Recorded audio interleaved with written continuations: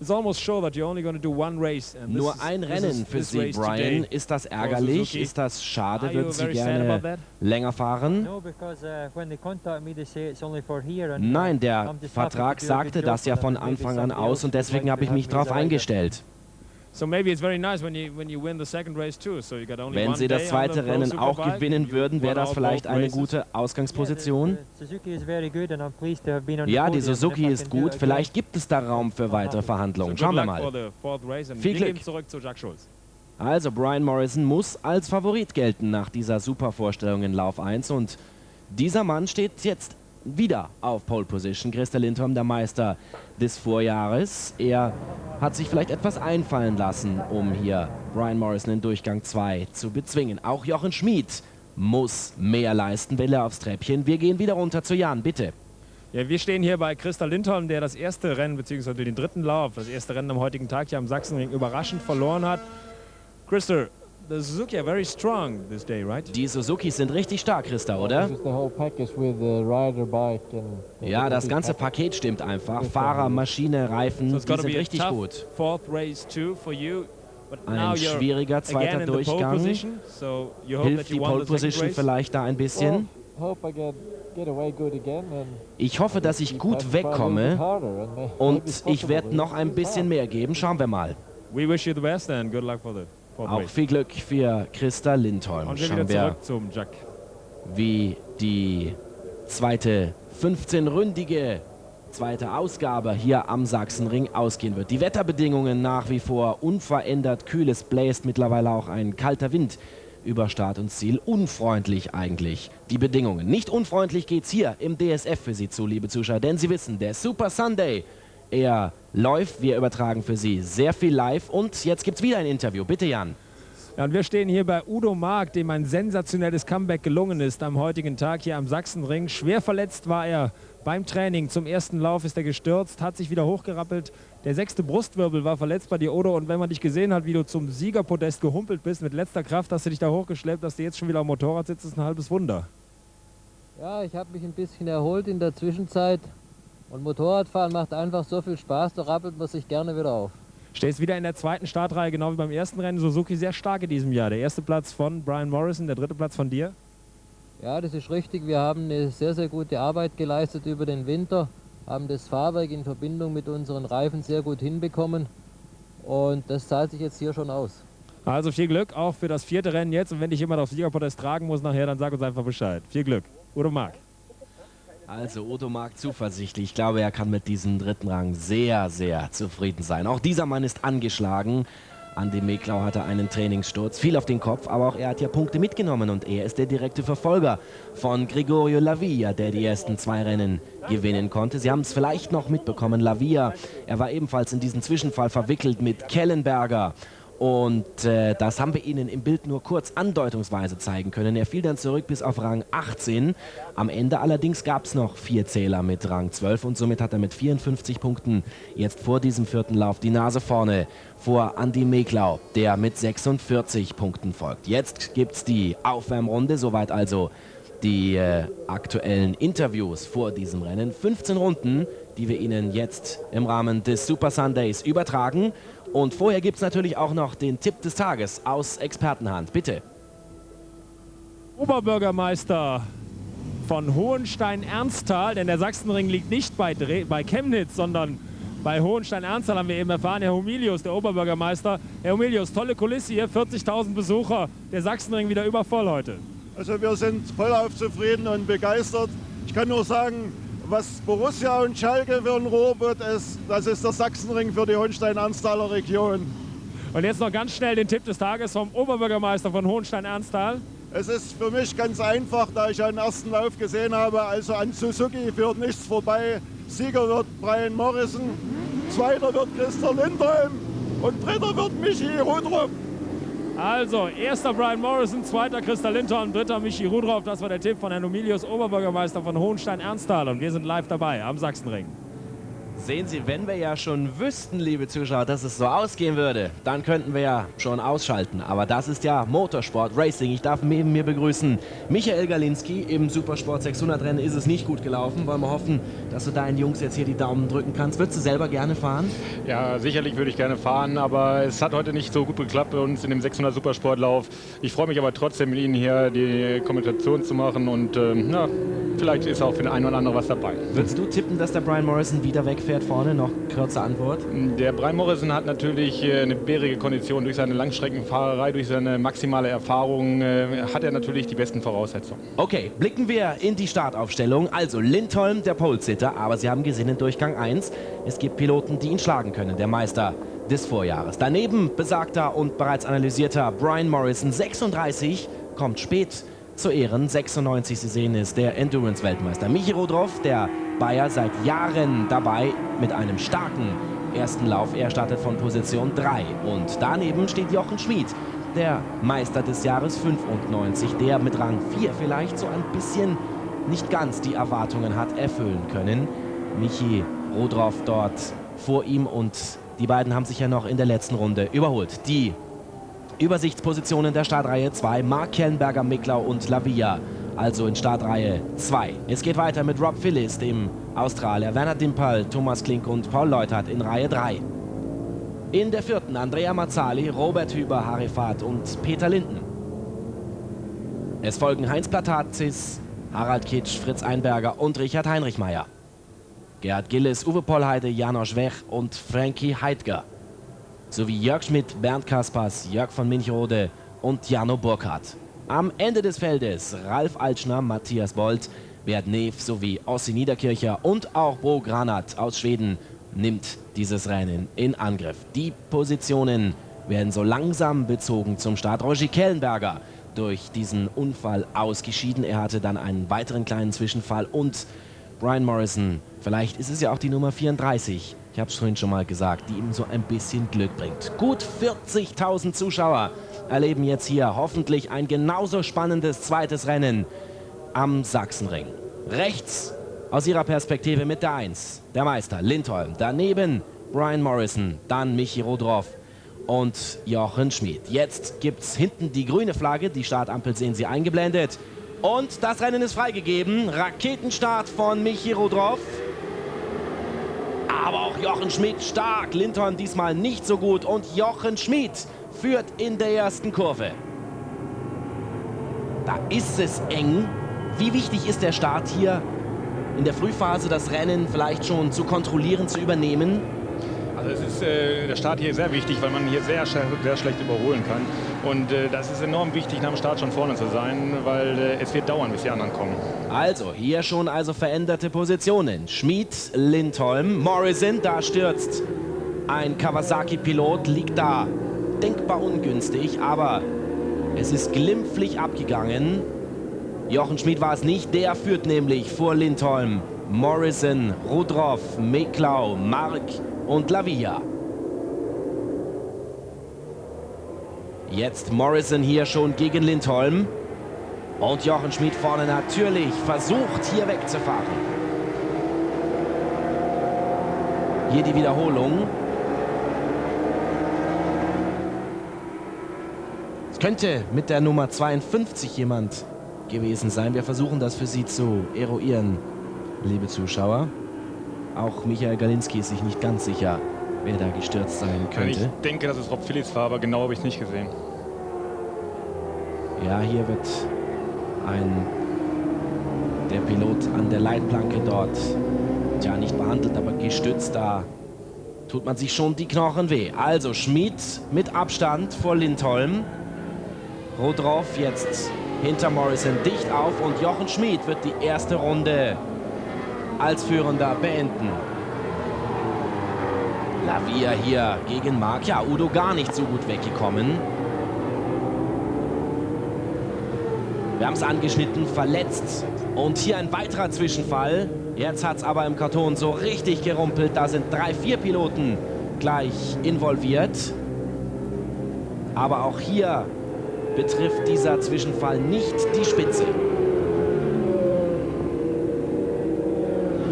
Schmid, Lindholm. Morrison. Jochens Rundenzeit 1,41,8. Die Verfolger fahren 1,43,2.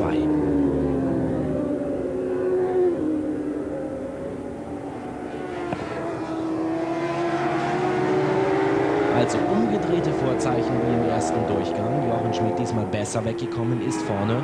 Für mich bisher Udo Mark im zweiten Durchgang. Der Verlierer kann auch ein bisschen die Physis da Ausschlag geben, dass er nach dem ersten Lauf doch sehr viel Kräfte gelassen hat. Er hat sich wahrscheinlich ziemlich stark ausgepowert, weil es ist eine wahnsinnige Belastung, die er da gehabt hat. Und die Verletzungen, die kann man nicht einfach so wieder regenerieren in 10 Minuten, beziehungsweise in der Stunde jetzt. Naja, er wird alles vorangeben, aber ich denke, er wird es nicht so einfach haben wie im ersten Lauf. Einfach hat er es auf keinen Fall gehabt, aber er wird nach vorne hin schwer haben. Und Lindholm hält jetzt die Verfolger ein bisschen auf, sodass Jochen Schmidt vorne wegziehen kann. Da hatten wir gerade schon drüber gesprochen, es ist sehr schwierig zu überholen. Eigentlich nur 2 Stellen, da eben gerade nach Start und Ziel und hinten die ganz schnelle Stelle vor dem Turm. Und jetzt ist Morrison hier vorbeigegangen an Lindholm und jetzt wird er alles dran setzen, Jochen Schmidt vorne wieder einzufangen. Nach 2 Brücken einer sehr, sehr schnellen Strecke mit Hochgeschwindigkeitsgraden, also der Sachsenring, der wenig Überholmöglichkeiten bietet. Was mag ein Pilot eher? Diese anspruchsvolleren Strecken oder die Powerstrecken? Ja, es ist so, es kommt aufs Motorrad an. Wenn einer ein sehr schnelles Motorrad hat, hat er lieber die schnellen Strecken. Nur in dem Sinne, Sachsenring ist wirklich immer rausbeschleunigt. Es sind ganz kleine, enge Kurven, also mit langsamer Geschwindigkeit und viel Power und viel Driftwinkeln müsste man eigentlich auch später gut sehen können, weil es ist enorm wichtig, dass ein Motorrad hier gut rausbeschleunigt. Und Jochen Schmidt hat immer noch die Nase mit 1,6 Sekunden Vorsprung vorn. Aber der Brian Morrison, der beginnt jetzt ebenfalls Druck zu machen. Nur 3 Zehntel langsamer. Morrison vorbei an Lindholm. Die schnellste Runde, sehen Sie eingeblendet, natürlich für den Mann mit der grünen Kawasaki. Ja, und Rob Phillips fehlt uns auch auf dem Zeitenmonitor. Die Bestätigung dafür geben wir Ihnen vorsichtig. Rob Phillips scheint hier wirklich gestürzt zu sein. Schade, im ersten Lauf, da war er ja noch als 7. im Ziel und nahm Punkte. Wo ist Udo Mark? Gute Frage. Auch Udo Mark ist jetzt hier in dieser Führungsgruppe, in diesem Sechserpack nicht mehr dabei. Michi Rodroff hält hier nach wie vor Lavia und Meklau in Schach. Udo Mark ist uns auch auf dem Zeitenmonitor abhanden gekommen. Wir versuchen für Sie herauszufinden, was mit dem Furtwanger los ist. Da ist er schlecht weggekommen und jetzt scheint er nicht mehr auf dem Zeitenmonitor auf. Vielleicht hier der Ausfall. Lavia sehen Sie im Bild. Dahinter, das ist Roger Kellenberger, der Honda-Pilot. Ihm fehlen auch einige Sekündchen, 6, 7 Sekunden bis zu diesem Spitzenpack, diese ersten 6. Und dann sollte eigentlich Udo Mark dort auftauchen. Aber wir sehen ihn nicht.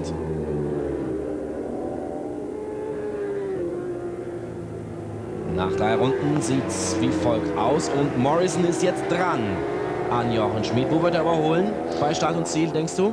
Bei Start und Ziel oder gleich die Schnelle, nach diesen 2 schnellen Kurven aufeinanderfolgen, diese Rechts-Links-Kombination, die jetzt kommt, da ist diese lange Gerade vor dieser Spitzkehre ist auch noch eine gute Möglichkeit. Inwiefern wirkt sich der Windschatten hier aus? Ist das entscheidend auf einem so relativ langsamen Kurs? Hier, also die Spitzengeschwindigkeiten, die liegen so schon da die Stelle meine ich genau. Er hat es nicht ganz geschafft, jetzt wird er es bei Start und Ziel noch mal probieren. Auch der Windschatten ist hier wichtig, weil man schon deutlich über 200 fährt und da ist auch ein Windschatten schon wichtig. Also Jochen hält die Nase nach wie vor als Erster in den Gegenwind der Startzielgeraden.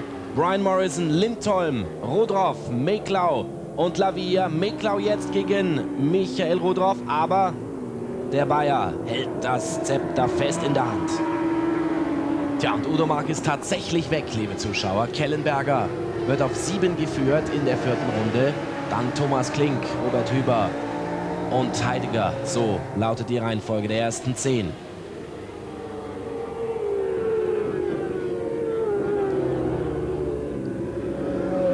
Ein Thema natürlich immer im Motorradrennsport, Michael, die Reifen. Inwiefern werden sie hier belastet? Die Temperaturen sind ja kühl, allerdings gibt es viele Kurven.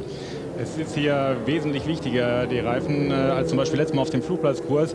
Es ist schon enorm wichtig, dass man hier auch lange Grip hat. Ne? Ich denke, dass der Jochen vielleicht eine etwas weichere Mischung vielleicht gewählt hat und jetzt auch am Anfang dadurch so eine kleine Lücke aufmachen konnte. Aber jetzt gerät er doch stark vom Brian unter Druck. Und damit verlieren natürlich auch die Reifen, wenn man forciert am Anfang, stark an Grip, an Haftung. Also, er könnte hier ein Opfer von Brian Morrison werden. Der fährt wirklich sensationell stark.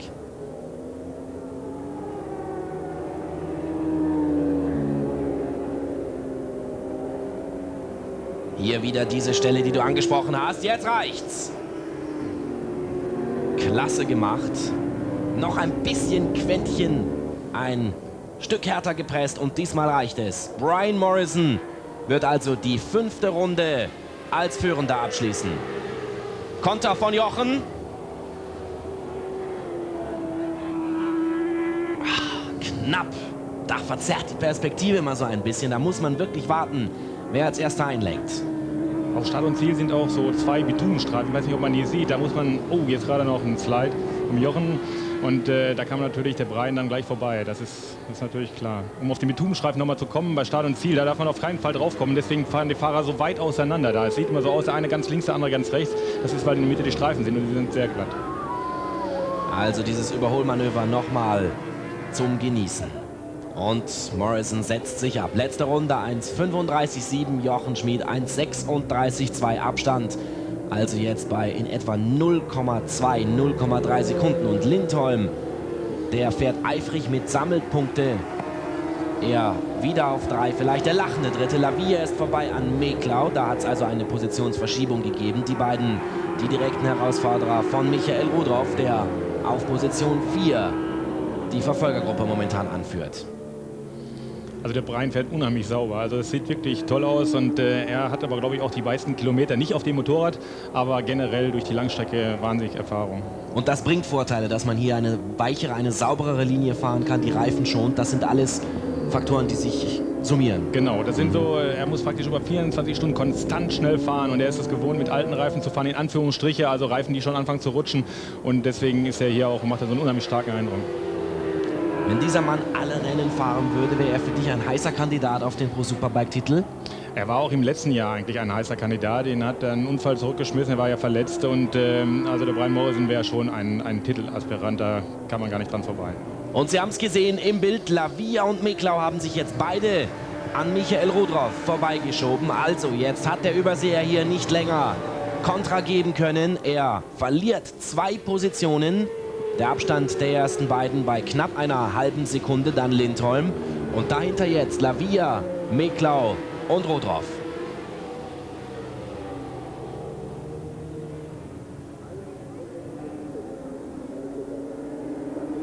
Jetzt ist ja Brian Morrison im letzten Jahr eine Ducati gefahren, also das italienische Zweizylinderfabrikat. Jetzt die japanische Vierzylinder-Konkurrenz. Inwiefern muss man seinen Fahrstil da umstellen oder kann ein Profi damit sofort umgehen?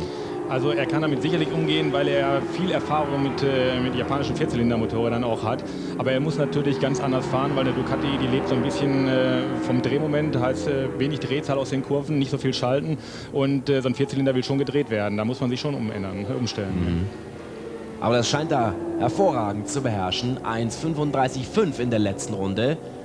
Und er kontrolliert das Geschehen. Hier, die beiden behaken sich auch im zweiten Durchgang. Lavia und Meklau. Die Bilder ähneln sich. Die beiden stritten ja auch im ersten Lauf um die Positionen. Rudroff dahinter und dann Roger Kellenberger. Genau, Roger Kellenberger kommt gerade und der ist immer für eine Attacke gut. Also er war gerade schon im ersten Lauf, ich habe mit ihm gesprochen, er sagte, ich bin einfach schneller, konnte ich fahren als die vor mir. Und da hat er eine Aktion gestartet, die leider daneben gegangen ist. Da hätte er vielleicht doch noch was fahren müssen. Aber er ist immer für eine Aktion gut und ja, wir werden noch von ihm sehen. Also du siehst ihn momentan besser als Position 7. Michi Rudroff wird er wohl angreifen. Michi wird er auf jeden Fall angreifen. Dann die beiden vor ihm, das ist so seine Geschwindigkeit. Bis dahin kann er eigentlich noch vorkommen. Und dann ist eigentlich auch für die Honda vorbei. Also weiter nach vorne wird er es nicht schaffen. Also halten wir fest, 2 Gruppen, Morrison, Schmid und Lindholm, die das erste Dreierpaket bilden. Und dann Lavia, Meklau, Rudroff und gleich Roger Kellenberger. Hier noch einmal eine Zeitlupenstudie von Morrison.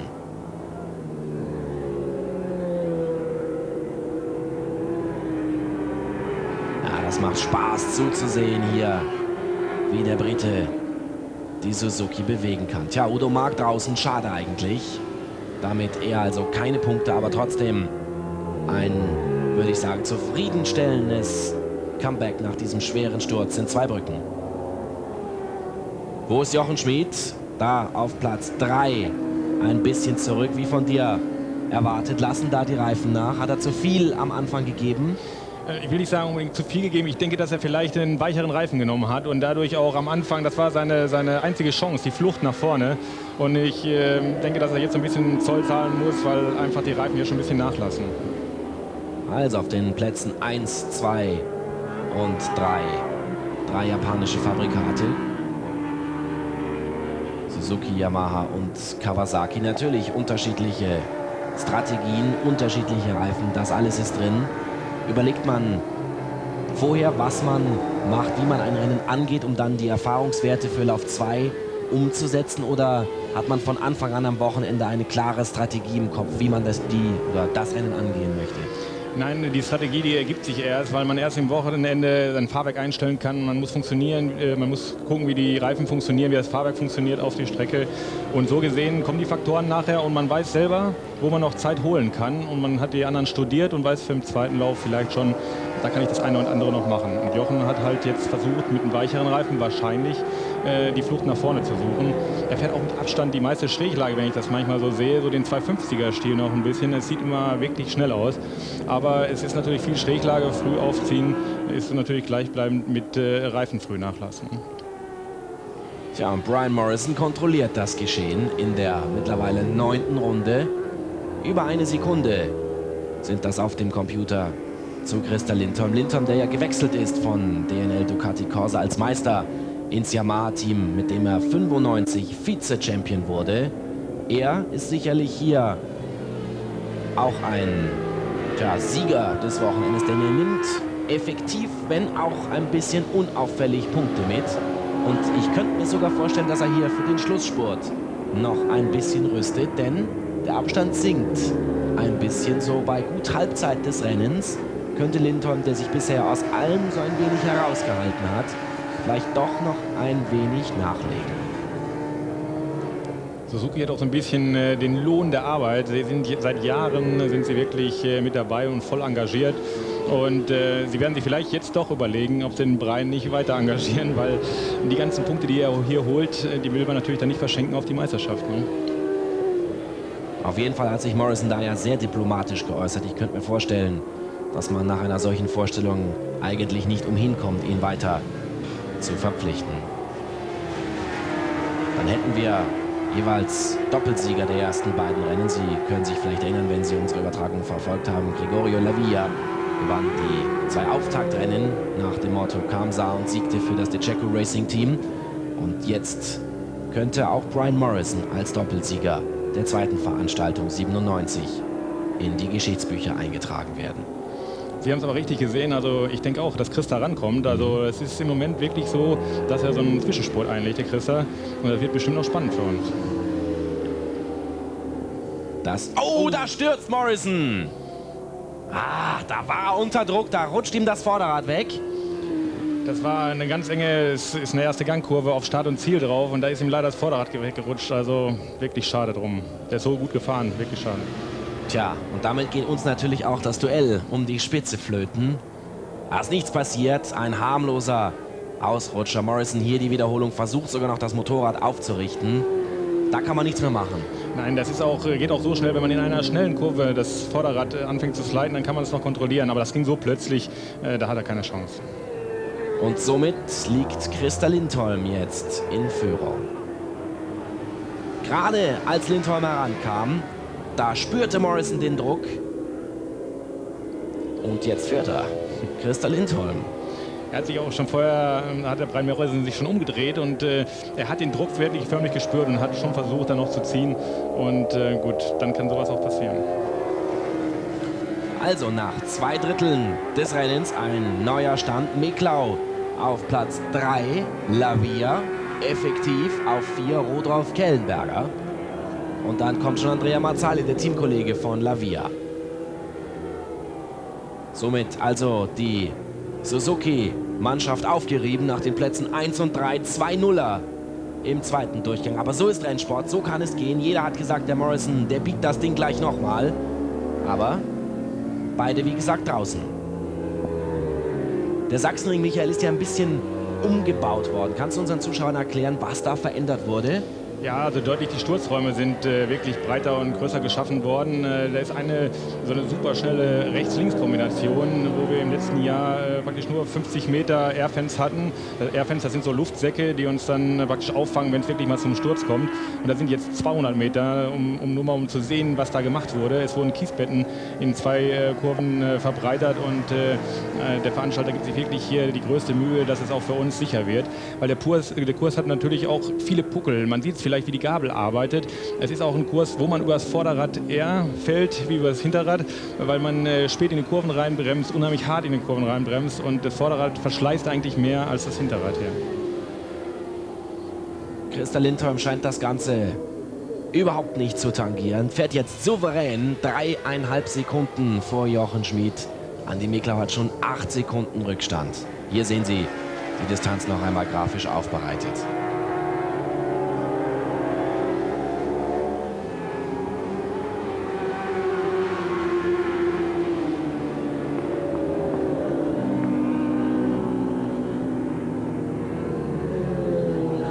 Hier arbeitet Lindholm mit der Maschine oder die Maschine mit Lindholm? Nein, garantiert Lindholm mit der Maschine. Also er macht es wirklich in dieser Schikane, kann man es so schön sehen, wie man das Motorrad fast umwerfen muss. Und es ist schon schön mit anzusehen. Hier der zweite. Michael Meister, 86, 11 Jahre her. Was hat sich alles verändert? Wie kann man die Serie charakterisieren? Es ist halt einfach so, es ist unheimlich viel teurer geworden erstmal. Das ist der Nachteil, weil die Technik ist weitergegangen, Data Recording hat eingezogen etc.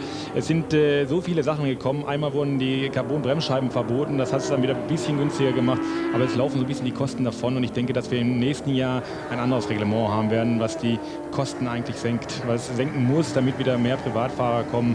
Ne, ich sehe hier, der Thomas Klink, der fährt hier super mit, hat letztes Jahr die B-Lizenz gewonnen und fährt jetzt hier auch an 9. 10. Stelle mit und das ist ein super Ergebnis, nur es ist halt kaum zu schaffen vom Finanziellen aus. Ist die Supersport 600 ein erster Schritt in diese Richtung, die du ja jetzt auch fährst? Supersport 600 ist vom Reglement wirklich absolut, hat ein sehr strenges Reglement und da kann man einfach nicht so viel Geld ausgeben oder sagen wir mal so, man darf es nicht, man darf keine Spezialteile haben, man muss mit Luftfilterkasten fahren, mit Säen, Bremsen etc. Und es wird auch ein klein bisschen in die Richtung gehen und der Sport wird nicht darunter leiden und es wird günstiger werden. Andi Miklau auf 3 liegend, auch er mit einem guten Wochenende für ihn, der mit Gehirnerschütterung ja gestern sich noch sehr elend fühlte. Der Mann mit der legendären 13 aus Spielberg liegt auf Position 3, 8,87.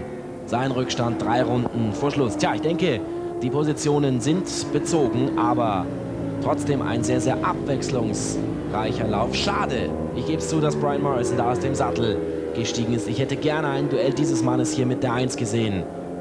Gegen den Mann mit der 34. Jetzt sollte also für Christa Lindholm nichts mehr anbrennen. Und dann ist er hier der Winner des zweiten Durchgangs.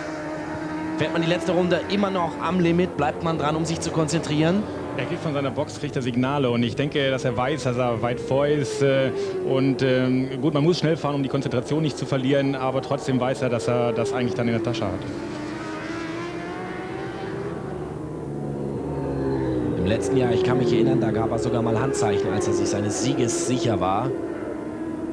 Da war der Vorsprung natürlich entsprechend größer als 4,93 Sekunden, aber von Jochen Schmid ist weit und breit nichts zu sehen, sodass Lindholm hier gleich feiern kann.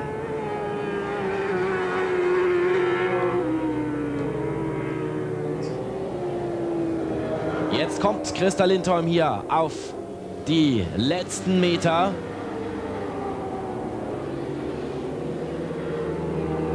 Jochen Schmid auf 2, Andi Miklau auf 3 und In wenigen Kurven können wir Ihnen dieses Ergebnis dann auch so bestätigen. Das ist der erste Laufsieg für Yamaha und Christa Lindholm. Im Jahr 97, wohlgemerkt. In dieser Sekunde ist es soweit. Und schauen Sie mal, wie der sich freut. Da hat er natürlich ganz wichtigen Boden gut gemacht. Jochen Schmid auf 2, Andi Meklau auf 3 bestätigt. Und die Positionen 4 und 5 gehen an Lavia bzw. Rodroff.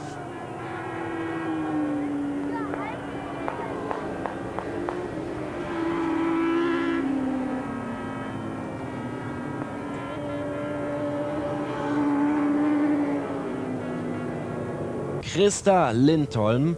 Er bezwingt Schmid und Meklau. Die 3 sehen wir gleich auf dem Podest und im Interview. Lavia wird 4. und Michael Rodroff 5. Mazzali, Klink, Hüber, Leuthardt und Heidger. Und einer fehlt, nämlich Roger Kellenberger. Der ist noch ausgeschieden. Die weiteren Positionen im Überblick. Und wir haben die Interviews. Jan, bitte. Ja, und ich stehe hier mit dem Sieger des 4. Laufes der Pro Superbike Meisterschaft. Letztes Jahr hat er am Sachsenring beide Läufe gewonnen. Dieses Jahr den 2. und den 2. Platz im 1. Lauf gemacht, den 1. im 2. Lauf. Mr. Lindholm, are you satisfied with this race today? Because you were on the 2nd place Zufrieden, Christa? in the first race and on the 1st place in the 2nd race. So last year you won both races. Are you satisfied today? And it's not only what I do, it's also a matter what the other Ja, people ich around bin the track zufrieden, do. aber das So ist we can't natürlich really nicht do nur it. das Ergebnis meiner Taten, sondern wir haben unglaublich hart gearbeitet. Das geht ganz besonders an Yamaha Deutschland. Das erste Rennen war nicht ganz so gut. Ich war anfangs zu langsam. Ich habe da so ein bisschen mein Selbstvertrauen verloren. Und jetzt im 2. Durchgang, da war ich richtig fit. Und als ich dann an Jochen vorbei war, da war ich gut drauf. Und Morrison kam dann in Probleme mit seinen Reifen. Ich bin in 2 Runden dran gekommen.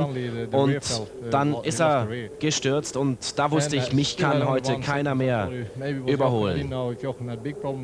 Ich wusste nicht, ob Jochen Schmid noch an mich herankommen würde, aber so war es nicht. Und ich bin sehr glücklich. You seem to look very cool on the 2nd race. You just waited for the mistakes of the other guys, and you just said that on Brian Waren Sie Morrison there was a cool mistake. im Rennen? Haben Was it Sie maybe abgewartet? the right tires? 'Cause Ist you das told die after the richtige first race, you Reifenwahl told us gewesen für we dieses gotta take Rennen? a better wheel on it, and then we're going to win it. No, the thing was we chose the harder tire. I made the fastest lap, the last lap, the first race.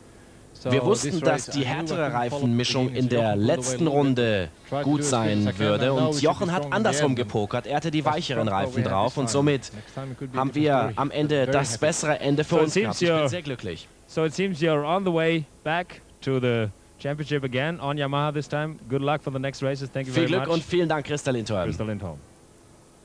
Hier sehen Sie nochmal, wie er da sogar vor Freude seine Handschuhe ins Publikum wirft. Ein sehr kühler Schwede, der hier richtig auftaut, sich freut. Der obligate Burnout von Christa. Ich glaube, da ist auch viel Druck abgefallen vom Yamaha-Team. Christa Lindholm, der sogar auf der Straße stand nach dem Titelgewinn eine Zeit lang. Und Jan Stecker hat den nächsten Interviewgast. Ja, ich stehe hier mit Jochen Schmid, dem Zweitplatzierten. Jochen im ersten Rennen 4. Kawasaki, Team Green, Kawasaki im 2. Rennen am 2. Platz. Zufrieden mit dem heutigen Tag? Ja, ich muss sagen, ich wusste, dass im ersten Lauf eigentlich viel mehr drin gewesen wäre. Ich muss die Schuld auf mich selber nehmen. Ich bin in die erste Kurve viel zu lasch reingefahren und fand mich so nach der ersten Kurve auf dem 9. Platz wieder. Konnte dann zum Schluss wirklich Top-Zeiten fahren und wusste, wenn ich im 2. Lauf am Start mit dabei bin, dass auch alles drin lag bis zum Sieg. Es hat dann im 2. Lauf wirklich perfekt geklappt. Ich konnte wirklich gut Tempo machen. Habe dann einen Hund reingehauen, als ich in den Eingang von dem schnellen Stück in Leerlauf gekommen bin. Konnte mit Mühe und Not dem Kiesbett noch ausweichen. Musste dann zuerst die Gänge wieder sortieren. Dann waren natürlich der Brian und der Christer davon. Und ich musste mich auf den Weg der Verfolgung machen. Und der Christer ist von da an wirklich fehlerlos gefahren. Ich habe zwar alles probiert, aber toi toi toi, es hat den 2. Platz gereicht. Ich hätte gern den 1. Platz meinem Mechaniker, dem Kurt Stückle, zum Geburtstag geschenkt. Aber ich glaube, im 2. unter den Umständen ist er auch ganz zufrieden. Und man sieht, wir sind im Kommen. Und es ist ja nicht die erste Saison, dass wir beim Aufholen sind. Also, ich hoffe, das Geburtstagsgeschenk als 2. Platz reicht auch noch. Dankeschön, Jochen Schmid, und viel Glück auch für die nächsten Rennen. Und hier sehen wir nochmal diesen, rennentscheidenden Ausrutscher von Brian Morrison. Michael, da hat er zu viel gewollt, zu viel riskiert. Ich sagte ja, es ist einfach, enorm geht es auf den Vorderreifen und der konnte gar nichts machen, der war schon von der Bremse, ist direkt auf das Vorderrad weggeslidet und in so einer kleinen man keine Chance hat. Geht so schnell, keine Kann Chance. passieren. Kann passieren, ist mir gestern beim Training auch passiert. Geht in so kleinen Kurven relativ schnell. Wie gesagt, in schnellen Kurven, da kann man es nochmal ausgleichen, dann kann man es mit dem Knie hochdrücken. Nur in so kleinen Kurven nicht mehr. Und deswegen profitiert hier der Mann mit der Nummer 1 von diesem Missgeschick und gewinnt Durchgang 2. Vielleicht hätte er sogar Morrison noch angreifen können. Wer weiß, das hätten wir natürlich gerne gesehen. Aber was nicht ist, kann ja noch werden. Es gibt ja noch 5 weitere Rennen der Pro Superbike Saison 1997. Die nächste Station übrigens Most in der Tschechischen Republik. Das DSF überträgt selbstverständlich für Sie live und exklusiv. Jetzt Bilder der Siegerehrung zum Genießen.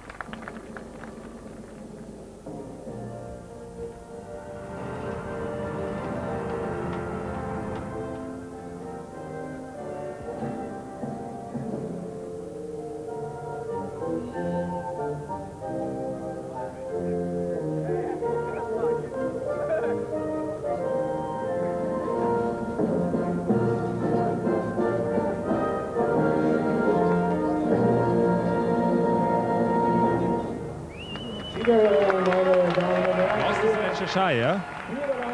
Und Superbike, 70 Jahre Sachsen. Platz 3, meine lieben Freunde, geht nach Österreich an das HPB Promotion Team aus Tschechischen Republik.